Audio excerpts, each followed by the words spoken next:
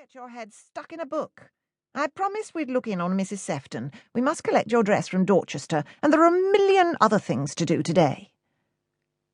Rose pulled her face behind her mother's back. She edged out of the breakfast room, swiping a rasher of bacon on the way. "Here, good boy," she whispered, winking conspiratorially at Boris, who lumbered after her with drooling jaws. As Alex Denham washed and shaved that evening, he scowled at his reflection in the pitted, freckled glass. Why was he bothering, he wondered? Why was he going to so much trouble when he knew what they all thought of him? If he'd burst in wild and dishevelled, dressed in poacher's corduroys or the old tweed jacket he wore when he went hacking, they wouldn't be surprised. They'd merely nod their heads and whisper, "Well, of course, he's Viola's son. What can one expect?" So he didn't want to go to Lady Courtenay's party. He'd always hated going to Charlton Minster, the gracious, honey-coloured mansion half a mile away, where the ghastly Courtenay family lived in regal splendour. He was going tonight to please his guardian, for Henry seemed determined that Alex should mix socially with the people who had snubbed his mother. "Let bygones be bygones. Turn the other cheek," said Henry Denham.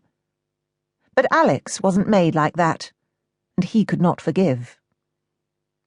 He wiped the flecks of soap away and then reached for his shirt. He wondered if he'd see the heiress, if he'd have to watch as she was fawned over and courted by the flower of the county. He'd rather liked her once, at least as much as a boy of 12 could like a girl of 10. But since she'd left the schoolroom, she had put her hair up, laced herself into a set of stays, and learned to look down her well-bred nose at him. Perhaps, he thought, he shouldn't be surprised. She'd probably heard a version of events that had shocked and horrified a sheltered girl like Rose, especially if she hadn't suspected anything before. Alex, on the other hand, had been collecting shreds and patches of the local gossip for almost 20 years. He'd stitched them all together to make his mother's shroud. She was always flighty from a girl. It was grooms and gardeners first of all. Then she had that artist chap who was the boy's real father. She'd been dead for 18 months, but still the gossip flowed. In rural Dorset, friends and neighbours usually let the dead rest in their graves, but in Viola Denham's case, they made a rare exception. "Ready then, my boy?" Henry Denham's kind but foolish face appeared at the door of Alex's dressing room. "Come along, old fellow. We're going with Lizzie Sefton and her daughters. It doesn't do to keep the ladies waiting." "I'm coming now, sir," Alex said. Although he liked Henry Denham very much, Alex was secretly quite glad the old man wasn't his father. As well as a crumbling manor house and a decrepit, rabbit-bitten estate, he might have inherited those embarrassing jug ears and that great bulbous nose. It had been a tedious process, being dressed and crimped and titivated by her mother's maid. But when she looked in the glass that evening, Rose could see the hours of pain and boredom had paid off. The riot of unmanageable black curls had been subdued, cajoled, then tamed with bandoline, and her unruly brows were plucked and arched.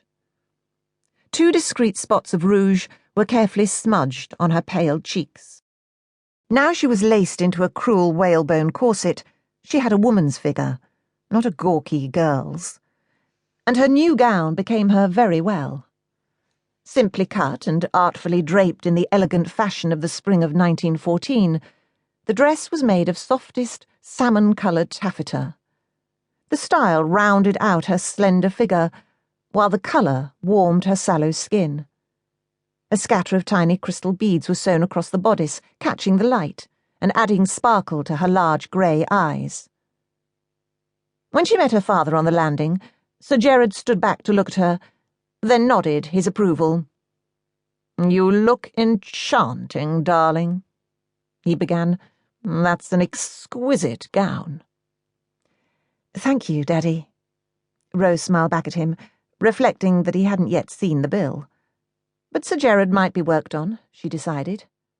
She'd go to Oxford yet. She walked down the great staircase.